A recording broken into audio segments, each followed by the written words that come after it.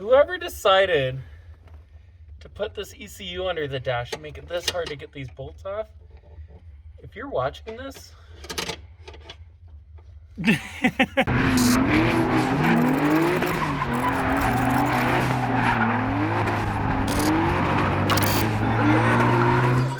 what's up, you guys? Good morning, good afternoon, good evening, depending on where you are.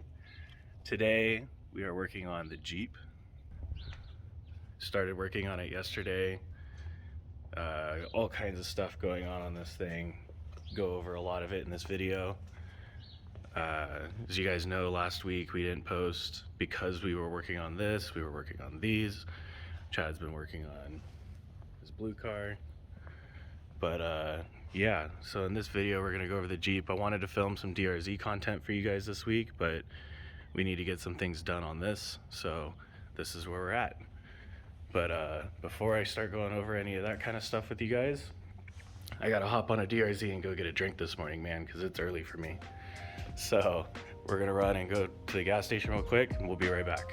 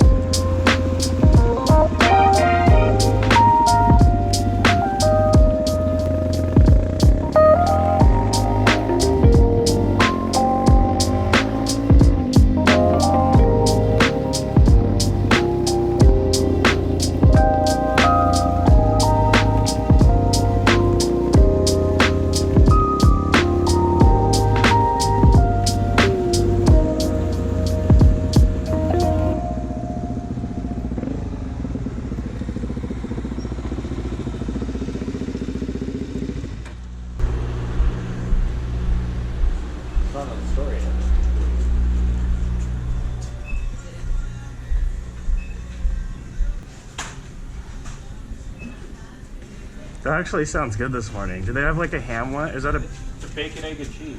Hot Pocket? Yeah. Oh, bro. Do they not have regular? So many decisions. Some bitch. Right there. Okay.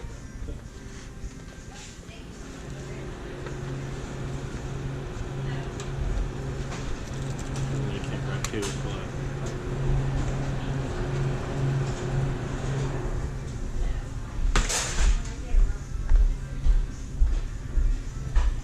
I'm always teasing Chad for getting these, but didn't know they had a bacon, egg, and cheese one. Breakfast of Champions. Thank you. Do you want your receipt? No, it's okay. Have a good one now. You too.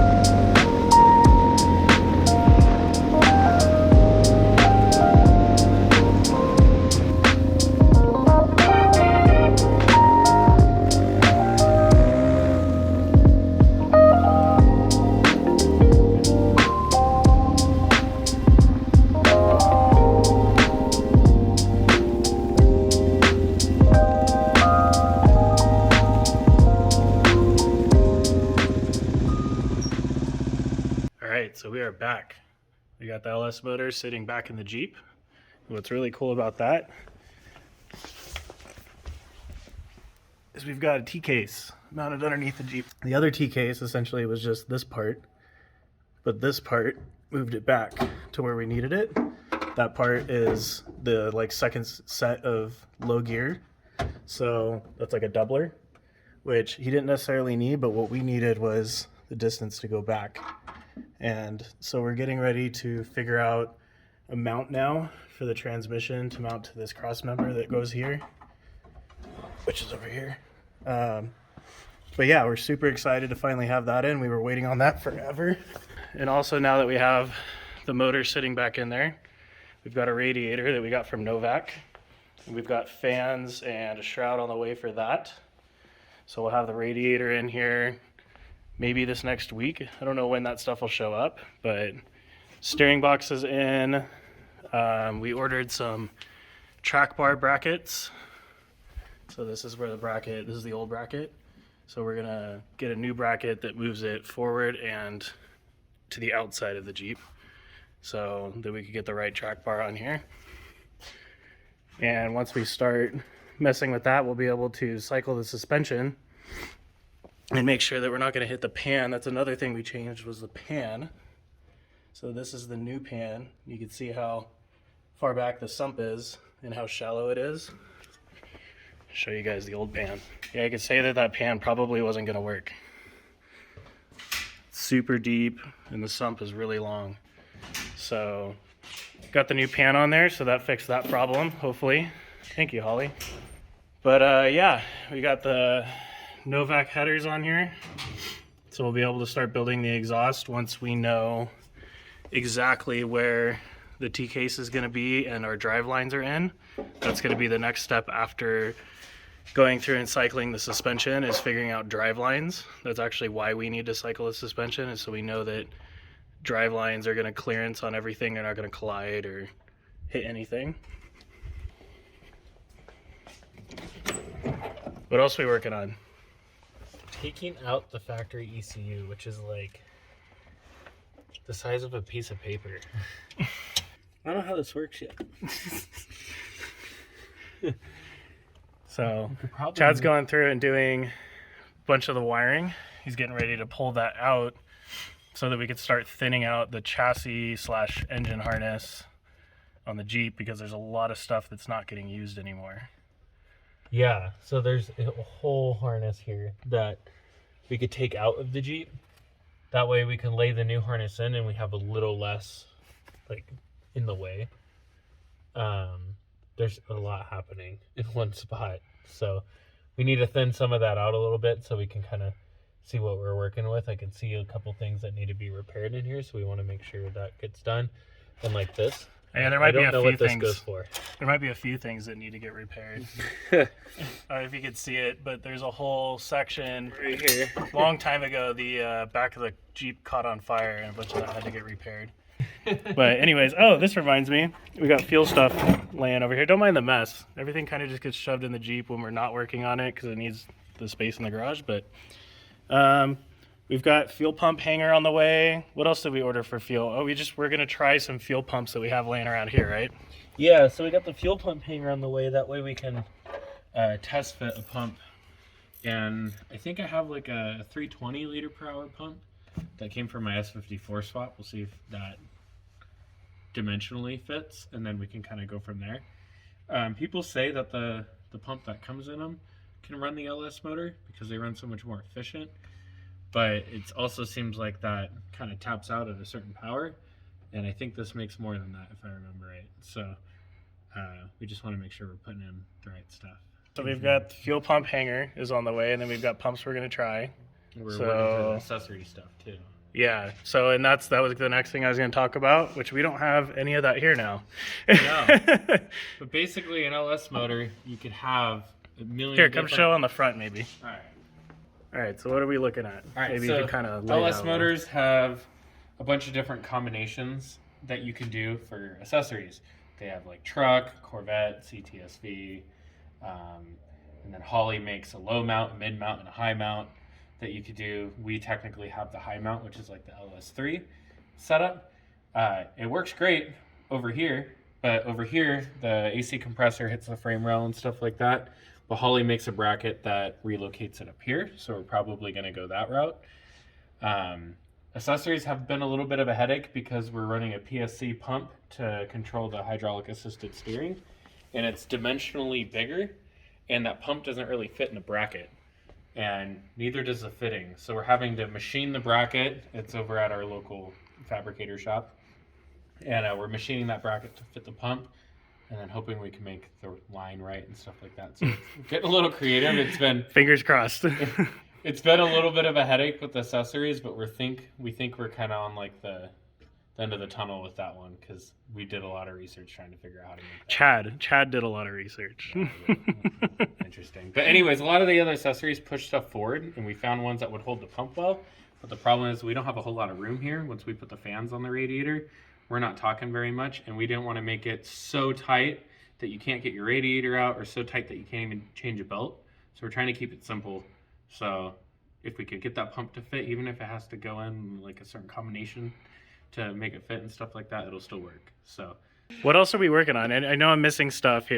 Yeah. Sorry, it's all over the place. We're going a million miles an hour with like 20 different things, it feels like, on this Jeep right now. So yeah. If I'm just pointing things out, it's just because we're trying to give you guys a quick update on what's going on rather than like dragging you guys through all the little tedious stuff that like honestly isn't much to film. So it's a ton of little things, and it's just the combination of things making it all work together is kind of the struggle here. But we're working through it. We're working on a little here, little there, little here, because with the struggle of our world today, everything's hard to get on back order. So we're trying to get a little into everything to find out what we need so we can get it all on its way, which we have a lot of it coming now. So hopefully here now we can start seeing things actually kind of fall into place. For future me watching this video, don't forget how much it sucked to get parts this year. It's horrible. Everything's taken forever. Worst year ever. That's for sure. Well, here, go over the track bar stuff that you were just talking about, because I mentioned it, but you're going to have a lot better input on what's going on there. Okay, so basically with the track bar, you can't always get everything perfect. That's just because we're working in a package that's already made. So we're working within a box, essentially, that some of it's already been laid out for you, so you can only get it so good. But that being said, you want your steering link and your track bar parallel, and you want them as close to the same length as possible to minimize bump steer. So right. What we're doing... So here, point out what that is. So this is your steering link here, and this goes up to your box up here. Normally attached up there, yeah. Nope, not gonna work. We got it zip tied together. Usually those break pretty easy, but these ones might be okay. But we got our steering link coming up here, and then we have our track bar from here to this bracket here. Nice. Greasy. So from here to this bracket here, so what we're going to try to do is we're going to try to make these parallel with each other. That way, as your suspension travels, it doesn't push the steering any one way or the other, which would be bump steer. As your suspension travels, your car can steer, or in this case, Jeep. So what we're going to do is we obviously need to lengthen the track bar a little bit. So we're moving this bracket. It's going to come forward a little. And now the bracket, instead of being directly under the frame, it's actually going to be kicked out a little bit. So I imagine it's going to be right about here. And then we'll get the heights correct so everything's parallel. So this thing drives as good as it can. And then once we get that in, we'll be able to watch and see what the driveline does. If you look here, you can see where the yoke is on the transfer case in line with the driveline.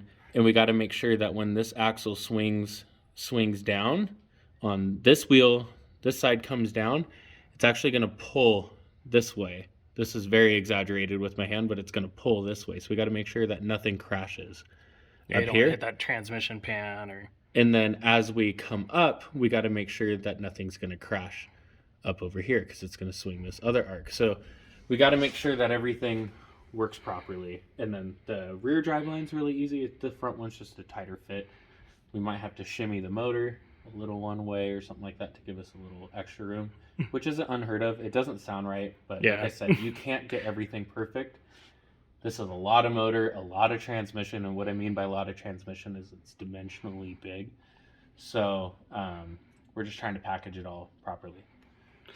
I'm really glad I had you to describe all that because that was a mouthful. And I probably messed something up on there too, but it's okay.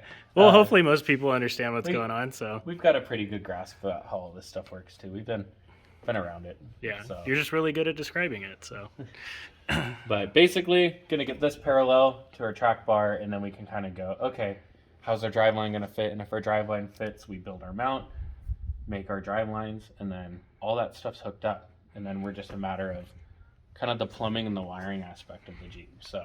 And that really is like the next major step, right? Like we got to get that stuff hooked up so we can get drive lines made, so we know where the motor can actually be put. Yeah. And stuff like that. Yeah. So that's our biggest, I don't want to say setback, but that's just kind of where we're at. Mm-hmm. And so a lot of the other little stuff you see us doing that we talked about is just like filler. We're trying to stay ahead so we don't get behind again. Oh, and the other thing we haven't gone over is we need to figure out bump stops, because obviously we're going to crash into this pan. As Danny went over, this pan is significantly smaller, and it's all baffled and everything for what we're doing. The other pan was probably like down to here. And so we know we're going to crash into here at some point, so we got to bump it to make sure that this doesn't crash and our driveline doesn't crash, because the higher... I don't know how to say this. The more clearance we have here, the better. So hopefully we can hit bump without crashing here. So, but we're going to have to set that. So right now, this isn't our bump stop. We're going to actually run out of shock travel first. But we want to make sure that all our steering links and everything don't bind as the suspension travels. And if we start running into stuff that we can't move, that's just going to have to be where bumps are. That's where we're going to have to set bump, yep. Yeah. So, but looking at this pan and this diff here, we're kind of on the right track to hopefully not hitting. Yeah. So, or at least the best solution for not hitting. Yeah, and we still got a decent bit of up travel. I mean, if we're going straight up, you know, that's quite a bit of up travel there. So obviously this is going to travel a little differently. But if the wheel's coming straight up, we're looking okay. But we're going to have to flex it out, and then we're going to have to pretty much just take the springs out of it and see where we end up and how close we get. Yep. And here, I'll show you guys. I meant to do this a second ago. Show you guys another view of the T-case here. It's not sitting at the right angle right now. We had to cut the floor very, very little. Oh, where is it at? Right there. You can kind of see it. So this will actually tuck up in this hole now. And from the top side,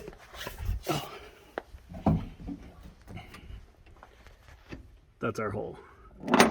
So this will get like boxed in, and that actually goes underneath the seat. So it's not something that's like in the way or that you're going to see. No. So, yep, that's about the most of chassis modification we had to do for that. We're so anxious to have suspension and drivetrain like fully bolted in and done. Yeah. Yeah, that's a huge thing. The amount of work that went into this chassis is insane. And that's coming from two people who put in a ton of work on a drift car, and this is way more. There's way more. This is, I mean, you guys have seen in maybe other videos, or for those of you who haven't, this has all been cut to open up for the big 40-inch tires that go in here. And you can see the stretch too. That's how much we stretched this wheel well, is we opened it up. 6 inches, I think. Pinchers, they look funny on the video. We opened it up like 6 inches, yeah. Yeah, I think it was. So that's been opened up. The whole, it's really hard to see now that it's been Linux, but the whole frame, quote unquote frame of the Jeep has been plated front to back. We even widened where the filler net goes through, Yeah. which you're looking at right now. Which some people, you know, like if you're watching this, you're probably like, I don't know what it looked like before, but Yeah. it was a smaller hole, and like so we had to widen that so that the fuel tank could move back. The fuel tanks moved back like 2 or 3 inches, and that's because Yeah. we moved the axle back a lot. All right, so if you look at the wheel and you look at this Sharpie mark right here, that's where we started. But Before that, Lance, Danny's brother, had moved the axle back as well. And so this is where Lance had it. And then we ended up probably somewhere Yeah. around here. that looks about right. And have brought it back further. But that's so we could get this to stuff up in here. Now we can flex the Jeep out and we could actually touch the tire onto here. But we're not rubbing up here anymore, which is it's really hard. That's the thing with the 4-doors. Is Yeah. you only have this much. You can't cut any more than this because then I can't open that. Yeah, you can open it from the inside. But you only have so much material there That's all you can cut. to Yeah. work with. So we left. This is like 3/4 of an inch left, and that's about all you get. Yeah, and there's like a pinch weld under that too. So Yeah. and so we were able to open it up, box it all back in, seal it all back up, and everything like that. But now you can stuff a 40 on an XJ, which is not an easy task. Definitely not. This thing looks so sick without springs in it, sitting at bump. That's my look. Looks rad. Hopefully we can get it back down a little maybe when we go to set some things up. But I think so. I think it'll come down. I mean, we still got a few 100 pounds of bumpers, sliders, tube work, plating, and stuff like that. So this thing's gonna just keep going down. as stuff. And then when your dad goes camping and brings the whole house in the back, so that's gonna come down too. So it's probably a good height. But We did a trip on the Ducey Ursham 4 years ago now. oh, we ate good though. Yeah, my dad had the back of this Jeep literally just all the way full of The all the only camp thing we were gear. missing was the Traeger. Yeah, pretty much. But yeah, everything that in the kitchen sink. No, we have that. So headliner's coming out too. We're going to be redoing the headliner. There's the plastic panels that go here. We actually have to trim because of how we stretched that wheel well right there. You can see how much we added to it. So we're going to have to trim the plastic. The plastic doesn't fit that now. So going to have to trim the plastic to fit around that arch, and then we might have to like panel it or something. We don't know yet exactly how that's going to turn out, but we're going to work on it. What else? We got like a whole list over here. This is just a few things that we're going through and doing. It's a very short list for how many. Yeah. Yeah. This is a very short list for what actually needs to be done. There's quite a few things on here just off the top of my head that aren't, or a few things that aren't on there. So, yep, that's where we're at. You out here. Look at this, has been driving us nuts. All this crap. Hopefully a lot of this can just come out. That way. Right next to such a nice motor. I know, the motor's so nice. It just makes everything look ugly in here right now. But we have a whole harness for the engine with ECU. All of that's here. So if we can separate some of that, then we could start laying that harness out and see where that's all gonna land. whoever decided to put this ECU under the dash and make it this hard to get these bolts off, if you're watching this,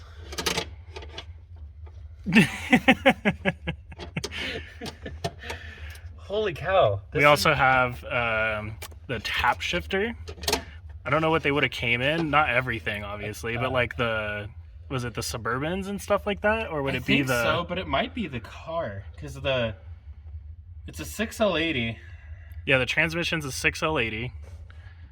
It might be the shifter from the car, but we're running a truck trans, I believe, because I don't think the trucks came with a floor shifter. Yeah, the trucks would have been like a column, right? I don't know. I don't buy the Chevy stuff. Anyways, we have a center console style tap shifter. So he'll be able to manually select what gears he's in, but it's an automatic transmission. So. It's really cool, too. Yeah, it's a really rad shifter. So that's going to get mounted in here, and we'll have to cut and make sure it all fits nice. And with the 6-speed, it just makes the power you make so usable because the gearing's so good. Yep. So this thing's going to scoot. It's going to make 525 horse, but then it's going through a 6-speed, which it's going to make that power. I swear, I think I'm going the wrong way. It's like reverse threaded or something. It's not getting any easier to loosen, and I've been doing this for Welcome a minute. to Chad's brain. He's just talking about something and goes off about what he's doing. Yeah. So anyways, the 6-speed's going to be great. The CCU, on the other hand, might have to meet a couple pounds of tannerite.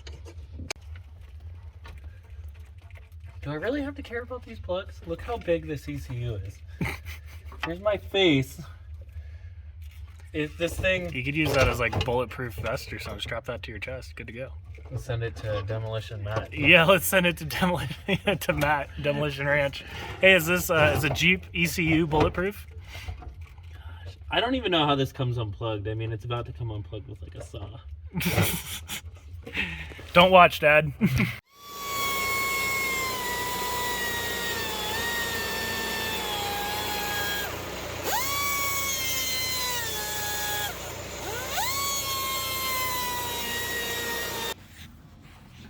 Ignore my other Sharpie mark. Just keep having to take more out of that corner. It's out. That feels good. Probably can't see much in video, but Chad went through and started thinning out the harness. Just start making. And that big bundle that was right here is now out. This is the computer. The factory ECU, the transmission control module, then we have like the transmission shifter cable and a couple other things we yanked out here.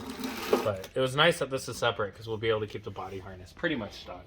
We're going to modify a few things on this end, but we're going to use the factory fan relay, factory fan switch, factory fan power. This is like a fan diode, is what I'm finding out. And then there's a plug here that connects to the front, and then over here you got your starter solenoid, your blower motor, and some of your AC stuff. So pretty simple. We're gonna take this and we're gonna rewrap it and kind of just clean it up. But I mean, the body harness is gonna be one harness and the engine harness is gonna be another. So they're not gonna be too intertwined. So we're pretty happy that it's not like some other cars where it's all kind of one harness. This whole car, like the whole engine harness, goes right into the chat. It's annoying. Yeah. Although we did find a way to cut it out pretty good. Yeah. But yeah, Kind of. not the same. Not as simple as this. So But yeah. that's that. And then Danny, let me grab the camera and all. Here you go. Take it easy, Mountain Face. So started trimming some of the plastics back here. So since we stretched these so much, this all had to get cut out because it was just colliding with all the plastic. So we'll make a panel that'll go here out of sheet metal or something and rivet it on. It'll close that hole. And then on this side, it was just this right here had to be trimmed. So It's kind of cool in seeing interior go back together. We'll be able to throw some carpet in here and then kind of buttoned up back here. So we're probably going to work on the headliner tomorrow, it sounds like. Pull that out and just go ahead and do it. So you can see all the old materials kind of been pulled off of it already. maybe we'll throw carpet in here soon. I don't know. We might leave that out just so we don't mess it up, or if we're welding in there or doing something. I don't know if we will be. Just mounting the shifter is the only thing that we got. Yeah, Hopefully I guess we really don't have a lot of fabricating to do, so. Oh gosh, knock on a piece of wood. Yeah, right? Under the tire. Okay.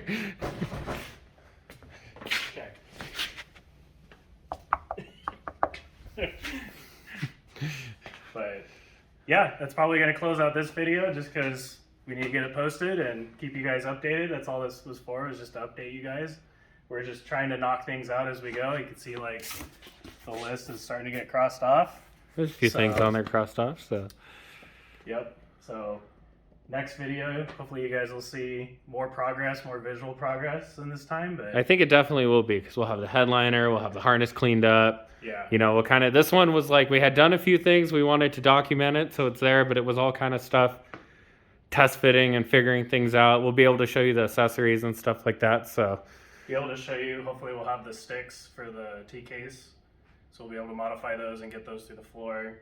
That'll be cool. Tap shifter will be in. Maybe it'll run. That'd be crazy if it was the next video. I don't know. I don't know. Maybe. Yeah. So Well, cross your fingers for us, because we would love for that to be the next video. You know, Definitely. like maybe it's next week's video. but, No, Jeff, you didn't hear that. Don't call us Yeah, telling us you heard it running. we'll cut that out. Yeah, you guys will see some other content coming. We're going to a drift event this weekend. Gonna be riding the DRZs a little bit. Maybe throw some of that on the channel for you guys. And yeah, till then, we'll see you guys later. Next time.